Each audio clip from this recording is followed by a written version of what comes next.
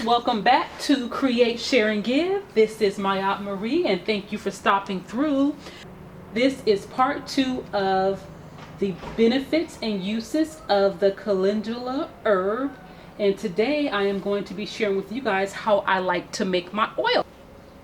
First, we start off with our organic calendula flowers, which are my faves. Now, you can use the oil for so many external uses. If you want information on the internal constituents, watch part 2. But today I'll be explaining the uses for the external.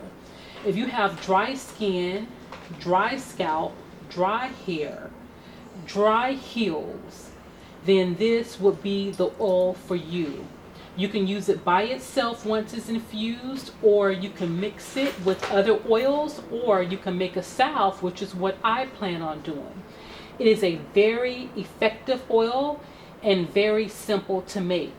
So we're going to start with our empty container, and we're going to fill it with our calendula flowers. You can just put those in. Now, this particular batch did not come with the stems. You do not want to put the stems in. If you see any stems, you can just break them off. How this one is just the flower without the petals, you can leave that out and fill your jar up. I like to fill my jar 75% full with the flowers. Oops, just add them in.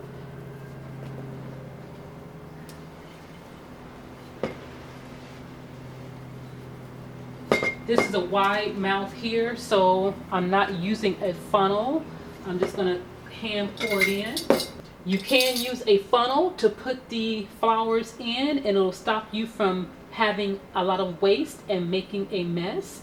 But if not, you can just put it on a clean surface and scoop them up and then put them in the jar. Today I'm going to infuse it with an organic hemp seed oil, cold press. You can use any oil you like, sunflower oil, olive oil. I have this gallon of hemp seed oil that I need to use up, so that's what I'll be using. And just slowly pour. You want to pour till you get about 1 inch over the flowers. And once I get to that inch, I like the flowers to settle a little bit. You see how it's bubbling around here? Push that there. How they're starting to bubble. And what happens is the oil or whatever herb you're using is going to absorb the oil. So after they're in there, I like to stir it up some. And once you stir it, you'll realize that it is absorbing the oil rather quickly. I top it off with a little bit more oil, a little bit more, and it's just that simple. Once you're finished, close your lid tightly. Turn it just to make sure everything's emulsified. So after it sits for 4 to 8 weeks, I will let mine sit for 8 weeks. You can take a strainer or a cheesecloth and strain the herbs out, and on your last little portion you can squeeze it, and that will make sure that the healing properties are infused inside of the oil. You can set this mixture in a pan of water. Fill the water halfway from the bottom of the container. Let that simmer on very low heat for 12 hours, or put it in a crock pot. I've never done that method before.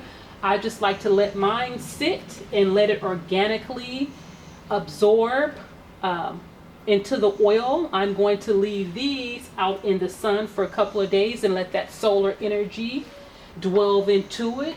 And these are calendula flowers that I planted, and they're growing so beautifully. So I hope I will get some flowers by the summer. I have another pot that's growing pretty good also. So hopefully I'll be able to pick the flowers and grow my own organic calendula oil. So thank you guys so much for watching. If you have any questions on how I make the calendula oil, if you're interested in making some, leave the comments and let me know, and I will be happy to answer any questions. Until we meet again, don't forget to like the video and subscribe to the channel for further updates. Take care.